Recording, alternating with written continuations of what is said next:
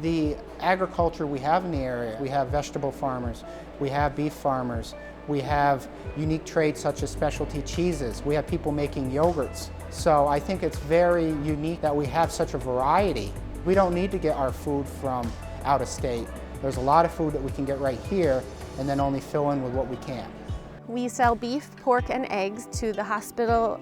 We raise them all as naturally as possible here on the farm, and then we take them to Tri-Town Processing to be USDA processed for us so that we can sell the meat legally to institutions like Adirondack Medical Center. So all of our products are made with our milk as the base, of course, and then all natural ingredients as well. There's never stabilizers. The yogurt itself doesn't have any guar gum or dry milk to make it thicker. It's just thick on its own. As the farm to institution educator, I work with local institutions such as schools, hospitals, colleges, early child care centers, etc., and I help them get local farm products into their meal programs. When you rely on food that's trucked in from other countries or even just hundreds of miles away, you're really increasing the carbon footprint of that food. So the more that you can do locally, you're really just helping the economy where you live, and you're also just helping the world in general. Not to mention then you know the farmer who is providing the food, you know how they're raising the food, and so you can be happy knowing where your food is coming from. It helps us to be able to ensure the safety of our food for the patients here at the hospital. We don't have to worry about the large scale, whether it's a mad cow outbreak or E. coli outbreak or stuff that's linked to different parts of the supply chain, because we have it local here where the farmers really pay attention to making sure the animals are well kept for, making sure that the vegetables aren't sprayed with a bunch of herbicides or are not properly fertilized to where you could lead to an E. coli outbreak. So that really helps us provide us what I call a safer supply chain of food. As an institution, if you have strong food safety protocols you'd like to follow in your kitchen, there are many farms around in our region that have food safety plans that they can share with you. Many of them have certifications such as New York Certified Organic or Animal Welfare Certified, and many of the farms sell to large distributors or other large customers and have great wholesale practices, are very responsive, and can typically meet the needs of all the institutions of different sizes in our region. Like anything, it was building a program that didn't exist. There really wasn't anything geared to help large institutions. When you try to institute something, you get hit with, budgetary-wise, we can't do it. So we had to think outside of the box on how we were going to be able to make that happen here at Adirondack Health. So to offset the slightly higher expense of that, we worked with the farmers to give us wholesale pricing.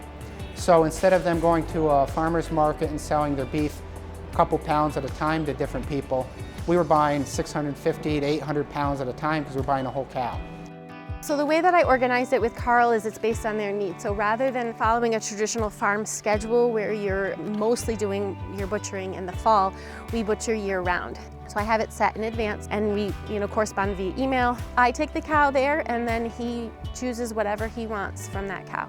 So it's all up to him. We had a big green movement here. We pushed to use more stainless steel silverware, which we can wash and reuse. So we reduced plastic silverware by about 50%. We were able to reduce paper products by about 30%.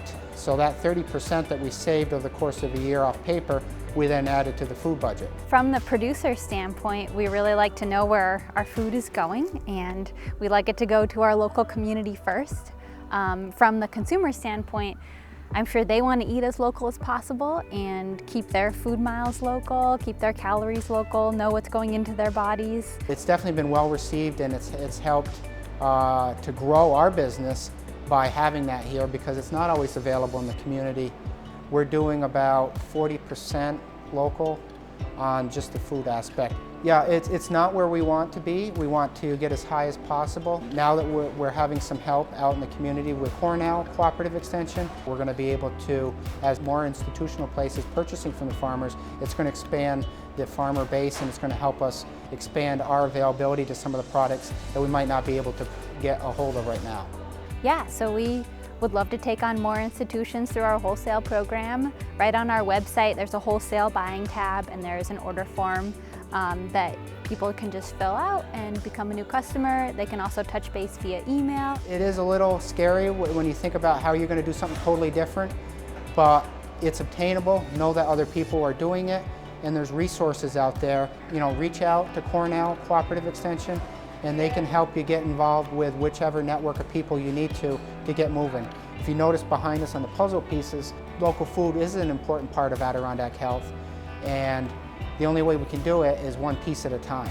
If a new institution is interested in purchasing local food, they can reach out directly to me via phone or email. They can also visit the Adirondack Harvest Wholesale database online, as well as our CCE Essex webpage to find out more information about Farm to Institution.